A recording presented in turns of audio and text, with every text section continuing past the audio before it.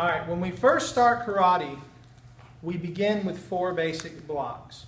We have the high block. We have what we call the inside block. Some people call this outside block, but we call it inside block.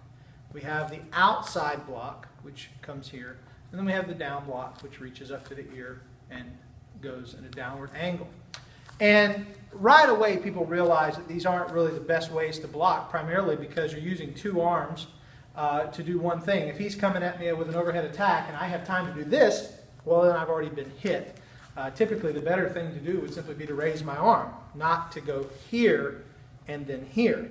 So the concern that most people have is, why are we doing 2 motions? Why are we doing 2 motions? Why are we doing these 2 motions? Well, the reason why is because these aren't really blocks.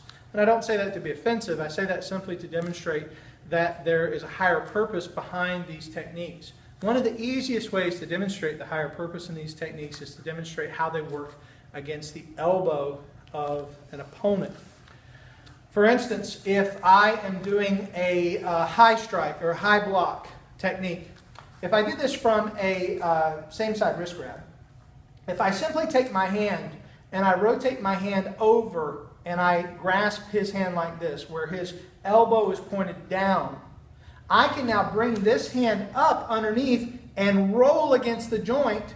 And if I brought it all the way up to here, of course, that could hyperextend the joint. Of course, if I did it like I do in my kata, just like that, it would be very damaging to the back of that joint. So that's one way that I could use that technique against his elbow joint. Now, let's say, for instance, I went to do this, but his arm doesn't turn all the way up. Let's say his elbow is pointed that way. Well, now, instead of coming here and rolling up, I could come here and roll out, which again looks like my outside block. Instead of going high, like I did the first time, if I only come halfway to here, I could come here and I could take the joint this direction. Now, let's move to a down block.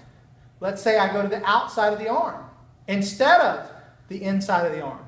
If I go to the outside of the arm, here's where my down block can become a useful tool against his elbow. So we see, no matter what way his elbow is facing, whether it's facing down, I have my high block. If it's facing out, I have my inside block. If it's facing up, I have my down block. Now, I also have, for the contingency of if I end up on the outside of his arm. Notice on all these, I am on the inside of the joint. What happens if I end up on the outside of the joint? Well, there's my inside block. I use that to go to the outside of the joint. So I see here, I have 4 different techniques because there's 4 different options of where I might be on his elbow. I might be under the elbow. I might be beside the elbow. I might be on top of the elbow. Or I might end up on the outside of the elbow.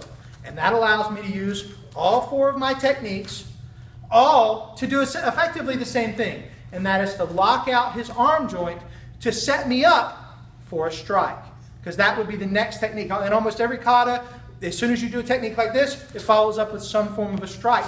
Because that's what these are. Can I damage the arm? Sure. But more so, that might just be setting that up for my next attack. Everybody understand? Yes. All right.